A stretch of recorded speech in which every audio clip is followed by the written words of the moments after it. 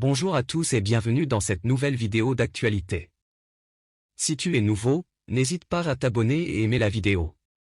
Frank Lampard, arrivé en tant qu'intérimaire à Chelsea après le licenciement de Graham Potter, est déjà critiqué pour ses débuts désastreux avec les Blues. Bien que Lampard ait permis l'éclosion de jeunes talents tels que Reece James, Mason Mount et Tammy Abraham lors de sa première saison, son deuxième exercice a été un échec et il a été remplacé par Thomas Tuchel. Cependant, après le licenciement de Tuchel par le nouveau propriétaire Todd Boehly, Chelsea a continué à glisser au classement avec Graham Potter et a finalement repris Lampard. Les débuts de Lampard ont été décevants, avec 3 défaites en autant de matchs et une 11e place au classement qui suscite des inquiétudes. Chelsea est à 17 points de Newcastle, qui est 4e et qualifié pour la Ligue des Champions, et à 10 points de Brighton, qui est potentiellement européen. Les Blues ont également perdu contre Wolverhampton, le Real Madrid et Brighton, avec une proposition de jeu jugée abyssale.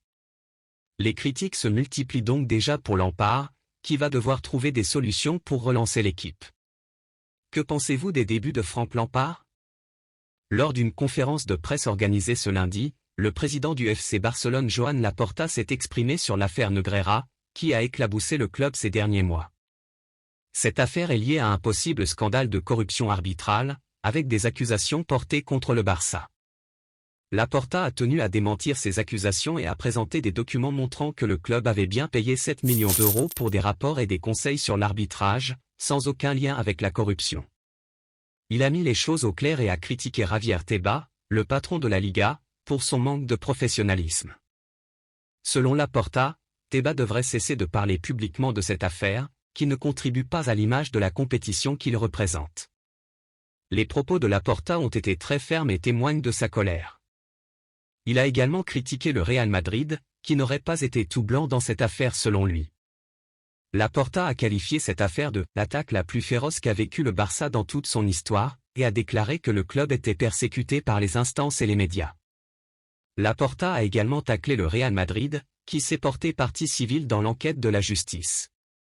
Il a rappelé que le Real Madrid avait été historiquement favorisé par les décisions arbitrales, avec la plupart des présidents du comité technique des arbitres étant d'anciens sociaux, joueurs ou dirigeants du club madrilène pendant 70 ans.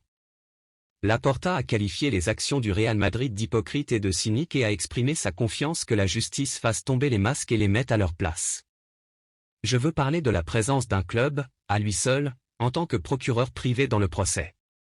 Un club qui dit se sentir lésé. Un club qui a toujours été favorisé par les décisions arbitrales. Il a été considéré comme l'équipe du régime. En raison de sa proximité avec le pouvoir politique et économique. Je pense qu'il est bon de rappeler que pendant cette décennie, la plupart des présidents de la CTA, commission d'arbitrage de la Fédération espagnole, ont été d'anciens partenaires, d'anciens joueurs ou d'anciens dirigeants du Real Madrid. Pendant 70 ans, les personnes qui ont nommé ceux qui devaient rendre la justice sur le terrain étaient d'anciens associés, d'anciens joueurs ou d'anciens dirigeants du Real Madrid. Dans certains cas, tous en même temps.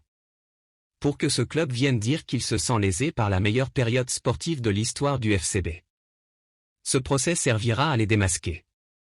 C'est un exercice de cynisme sans précédent, a déploré Laporta. Que pensez-vous des déclarations de Laporta? Voilà tout pour cette vidéo. N'hésite pas à aimer et à t'abonner. Merci et à la prochaine.